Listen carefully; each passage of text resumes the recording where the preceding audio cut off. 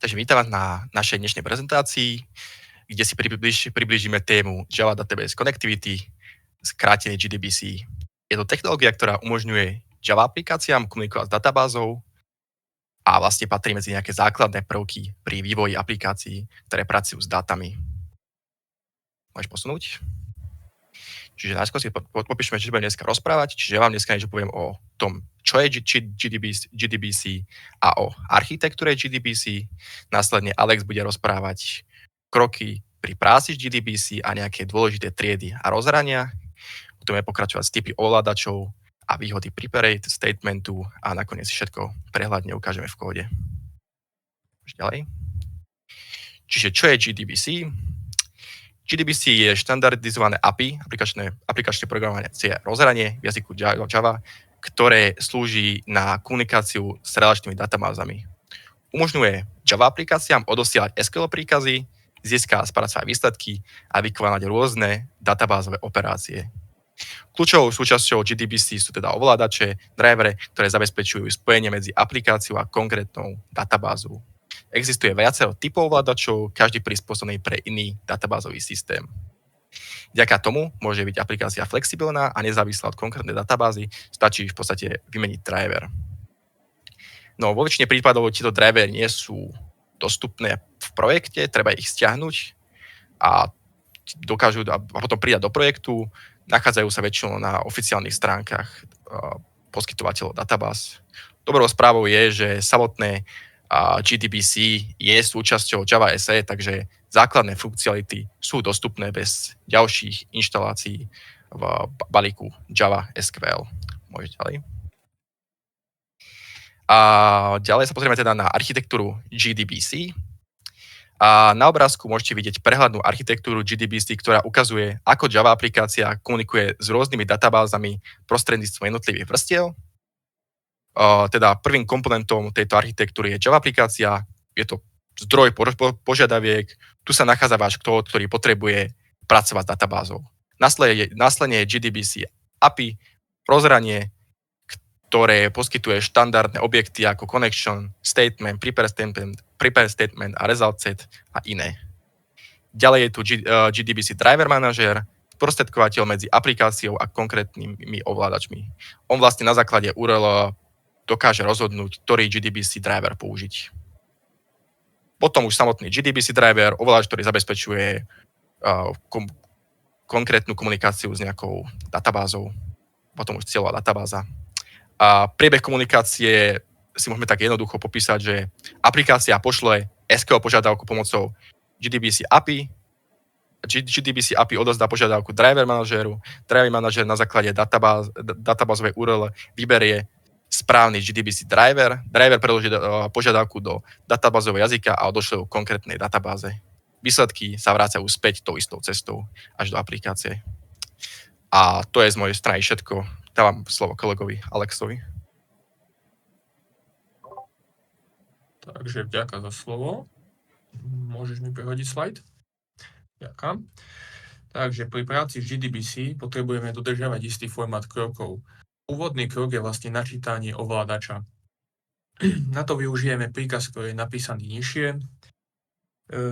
Tento krok je nevyhnutný na to, aby vedela Java komunikovať s databázou.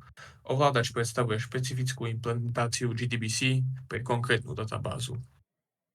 Následne musíme vytvoriť pripojenie. Opäť máme príkaz nižšie, kde potrebujeme URL, názov a heslo.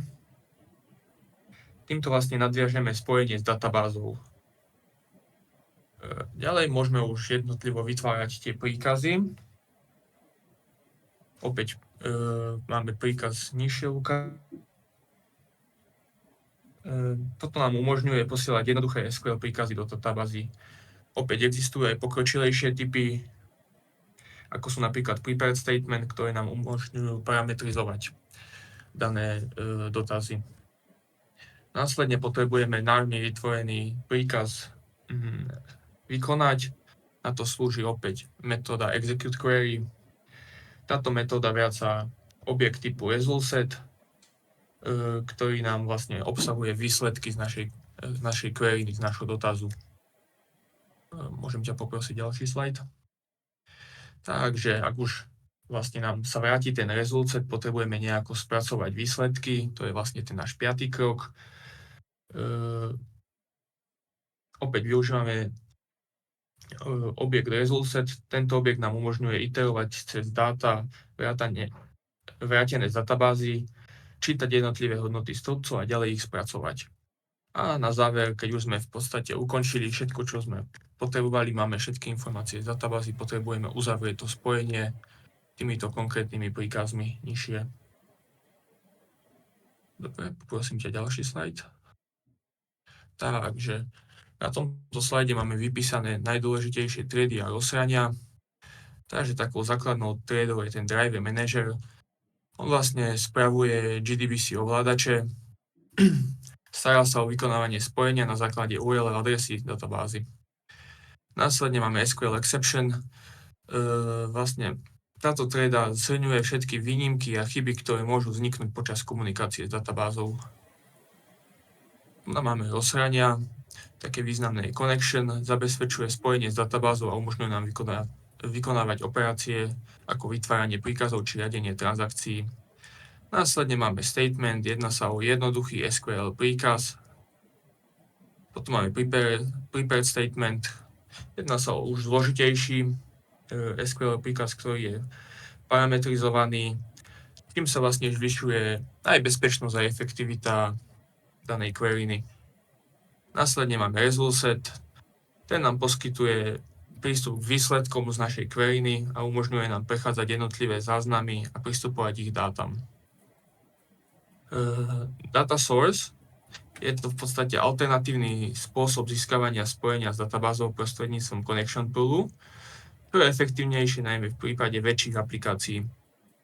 A poslednou je row set, umožňuje pracovať s výsledkami dotazu bez nutnosti ponechania otvoreného spojenia, čo nám môže byť užitočné pri offline aplikáciách. To je z mojej strany všetko.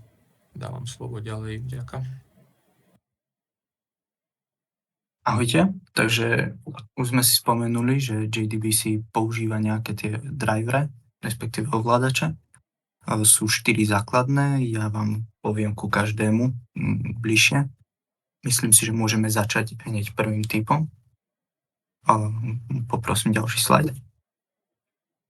Je to JDBC ODBC Bridge Driver. ODBC znamená Open Database Connection. Je to technológia vyvinutá Microsoftom v 90. rokoch. Je to vlastne štandardné API na prístup k databázam. A JDBC ODBC driver vlastne interfejsuje tento ODBC driver s Javou. Čiže môžeme vidieť aj na obrázku, že je to v podstate driver na driver.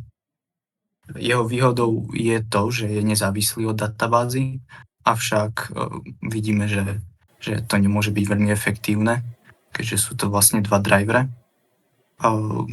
ktoré musia byť prítomné na používateľskom stroji, nie sú implementované v Jave a tým pádom sa to ani neodporúča už dnes v produkcii používať. Môžeme ísť na ďalší. Ďalším typom driverov je Native API driver. Je to výkonnejší ako ten predošlý. Je špecifický pre daný databázový systém. Aj ten Native API driver, aj knižnica s funkciami daného databázového systému musia byť prítomné na užívateľskom zariadení, čiže to je takého mínus. Tretím je Network Protocol Driver. Jeho výhodami sú nezávislosť od DBMS, úplná implementácia v Jave, jednoduchá škálovateľnosť a taktiež rýchlosť, keďže používa caching. Užívateľské zariadenie však musí pochopiteľne podporovať pripojenie na sieť a je potrebný middleware, ktorý vlastne dopity z Javy a z toho driveru prekladá na dopity na databázu. Posledným typom je tzv. Thin driver. Je to driver, ktorý je implementovaný úplne v Jave. Je výkonný avšak je závislý od daného DBMS-ka. Dal som vám tam aj príklad vľavo dole. Ak by ste chceli takýto driver napríklad pre Postgre, tak stačí ho pridať ako Maven dependency. Pár riadkov a môžete ho používať. To by bolo ku driverom všetko. Môžeme prejsť na statementy. Vlastne statementy sú rozhrania, ktoré definujú, ako vieme spúšťať dopyty, dopytovať databázu. Sú 3 základné druhy, ktoré môžeme vidieť: statement, prepare statement a callable statement. Ďalej. A každý z nich môže používať tieto 3 metódy. Prvou je execute. Táto metóda vracia boolean hodnotu. Je to v závislosti toho, že ak prvý objekt, ktorý daný dopyt vráti, je result set, tak vtedy vráti true, ak nie, je to false. Ďalšou metódou je execute update. Táto metóda vracia počet riadkov, ktorých sa dotkol daný dopyt. Je to hlavne používané pre insert, update a delete. Nedá sa to použiť pre select operáciu. Vyhodí vám to error vtedy. A poslednou metódou je execute query. Táto metóda vracia množinu výsledných záznamov, vlastne záznamy z tabuľky. Môžeme ísť ďalej.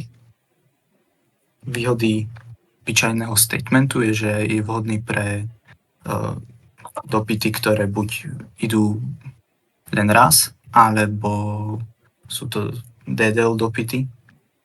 Je jednoduchý, avšak nechráni proti SQL injekciám a nemožno v ňom použiť parametre.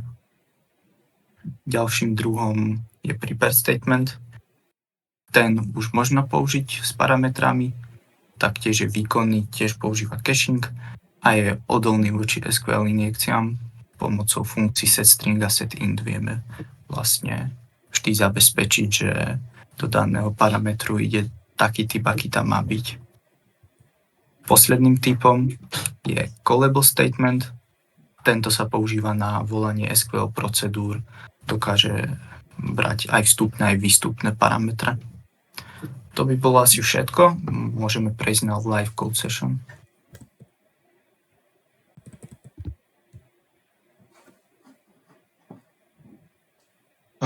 Dobre, teda v prvom rade, keď chceme pracovať s databázou, v JDBC verziách menej ako 4 je potrebné manuálne definovať driver. To môžeme urobiť tým class.forName, kde posunieme string s názvom driveru. A verzie 4 a vyššie to driver manager detekuje automaticky. Následne je potrebné si definovať pár premenných, prípadne to posunúť priamo do funkcie. Potrebujeme JDBC URL-ku, username a password do databázy. Poprvé tieto je dobré ukladať do premenných prostredia, na to by sme použili napríklad system.getNV. A v tomto prípade to máme v stringoch, to nevadí. Potrebujeme použiť metódu getConnection z driver managera, kde posunieme tieto premenné, čo nám vráti connection, objekt, ktorý môžeme následne použiť na prácu s databázou. Teraz si ukážeme tie rôzne druhy statementov. V prvom rade statement, teda používame na nejaké statické queryny. Použijeme metódu create statement, ktorá nám vráti statement. Následne do metódy execute query posunieme string formu queryny, ktorú chceme vykonať. To nám vráti result set a následne ten môžeme iterovať a pracovať s výsledkami, s konkrétnymi riadkami. Určite by som toto nepoužíval na nejaké dynamické veci, keďže sa nedá parametrizovať, je to zraniteľné na SQL injection. Ďalej máme teda prepared statement, to už sú parametrizované queryny. Tieto sa pošlú do databázy a zaradia sa do execution a následne už len posielame parametre a tým pádom predchádzame SQL injection. Použijeme na to metódu prepare statement, kde posunieme tú query, to nám vráti prepare statement objekt. Tam používame potom settery, kde dáme ako parameter index a hodnotu. Index je teda poradie otáznika v tej queryne. Následne môžeme použiť metódu execute query, ktorá nám taktiež vráti result set. A ten môžeme opäť iterovať v tomto prípade, ale hľadáme podľa ID, čo je unikátny identifikátor, teda nám to vráti len jeden výsledok, tak ho iterovať nemusíme, máme len jeden. A teda vidíme, že nám to takisto ako podľa predchádzajúceho výsledku našlo toho istého používateľa. No a tá ďalšia, ešte bezpečnejšia možnosť sú callable statements. V tomto prípade máme v databáze vytvorené procedúry, ktoré teda presúvajú celú tú business logiku do databázy, máme predpripravenú funkciu a tým pádom nedokážeme nejakým spôsobom zmeniť toho logiku. V tomto prípade máme definovaný jeden vstupný, jeden výstupný parameter. Vstupný parameter ID a výstupný parameter nám vráti employee name. Teda použijeme metódu prepare call, kde posunieme opäť ten SQL string s callom danej procedúry.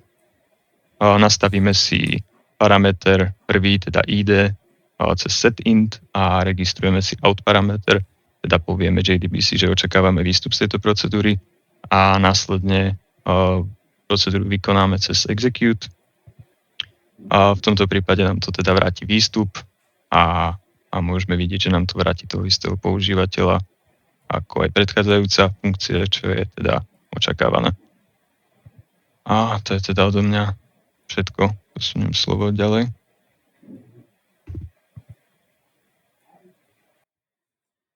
Dobre, takže v tejto časti si teraz predstavíme metódu execute query. Takže najprv si tu vytvoríme statement pomocou metódy create statement. Samozrejme, máme metódu execute query, kde buď posunieme nejaký string s predefinovaným dopytom, alebo ho definujeme rovno do danej metódy. Metóda execute query vykoná tento dopyt nad databázou a vráti nám result set. A na základe toho, čo nám vráti, môžeme teda nad týmto result setom môžeme tento result set iterovať a bude nám vlastne vypisovať jednotlivých zamestnancov pre túto implementáciu našej databázy. Takže poďme si teraz predstaviť metódu execute update. Používa sa hlavne na SQL dopyty, ktoré menia databázu, ale nevracajú nejaké dáta, teda dáta, ktoré môžu byť vlastne interpretované ako result set. A najčastejšie hovoríme o DML príkazoch, teda, alebo dopytoch, teda Data Manipulation Language dopytoch, to sú napríklad insert, update, delete. Takže tu využívame update. Tu budeme updateovať jedného zamestnanca s idčkom 1, ktorému zmeníme meno na John. Vykonáme tento dopyt pomocou tejto metódy a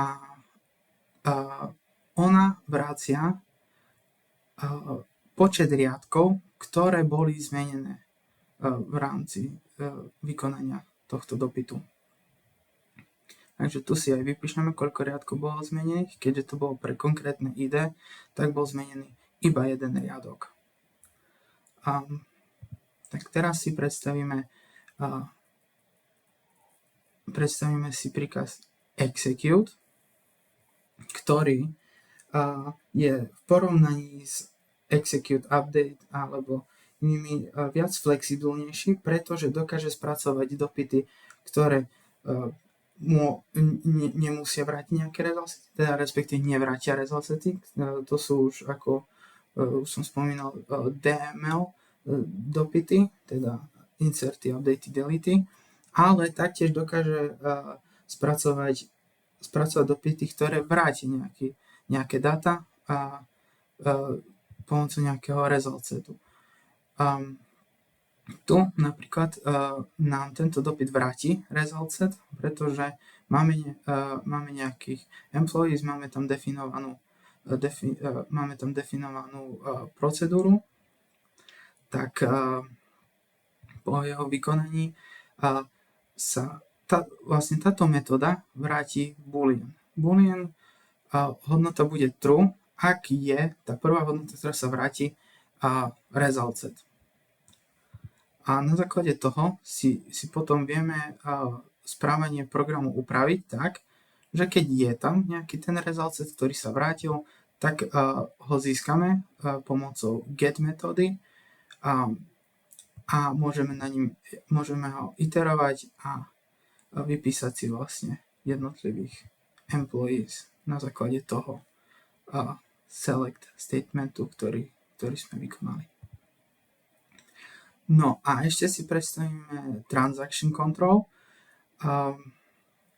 Najprv JDBC pracuje v auto-commit mode. To znamená, ak príde nejaký dopyt, tak sa automaticky vykoná a tie zmeny hneď budú aplikované na databázu. Avšak to nie je vždy veľmi cenné, a hlavne ak pracujeme s nejakými systémami, kde konzistencia dát musí byť vždy 100% a nesmú sa vyskytovať nejaké chyby. To znamená, tu si nastavíme ten set commit na false a správu nad vlastne zmenami, ktoré dopyty vykonajú, už riadíme my. A najlepšie si je vytvoriť nejaký save point, to znamená nejaké miesto návratu, keď hovoríme pri transakciách v rámci SQL. Tu sme si vytvorili save point pred vykonaním hociakého dopytu, aby sme sa mohli vrátiť, ak by nejaký dopyt vlastne neprebehol dobre, alebo sa vyskytla nejaká chyba počas komunikácie s databázou. Tu si vytvoríme statement a tu sme pripravili dva execute dopyty. Tieto v tomto prípade prebehnú správne a keď vlastne tieto dopyty prebehnú správne, môžeme zmeny, ktoré vykonali na tú databázu, môžeme zavolať metódu commit a tá vlastne povie databáze, že tieto zmeny môžu byť reflexované v databáze. Avšak, ak by sa niečo pokazilo a bola by vyvolaná SQL exception, tak sa zavolá metóda rollback. Samozrejme, táto exception je odchytená v catch bloku a vráti sa do nami prednastaveného bodu návratu. To znamená, hoci daný dopyt nebol vykonaný správne, vyskytla sa nejaká chyba, tieto chyby alebo zlé zmeny nebudú aplikované na danú databázu. A nakoniec si tu ešte vykonáme v bloku finally, nastavíme opäť autocommit na true, aby sme to vrátili do pôvodného stavu. Toto je z mojej strany všetko. Ja ďakujem za slovo. Ja vám poviem niečo k efektívnejšej práci nad databázou. JDBC obsahuje niekoľko takýchto vecí, vďaka ktorej sa znižuje náklady na prácu s databázou a jej využitie. Jedno z toho je napríklad batch processing. V princípe ide o to, že si rovnako ako v predošlých prípadoch vytvoríme nejaký statement, prípadne prepared statement. V tomto prípade vytvárame, to je taký dobrý príklad, že keď chceme napríklad vložiť viacero hodnôt do jednej tabuľky, tak toto je dobrý príklad, lebo celkovo to zrýchli to vykonávanie. Vidíme teda, že sme si pripravili query insertu a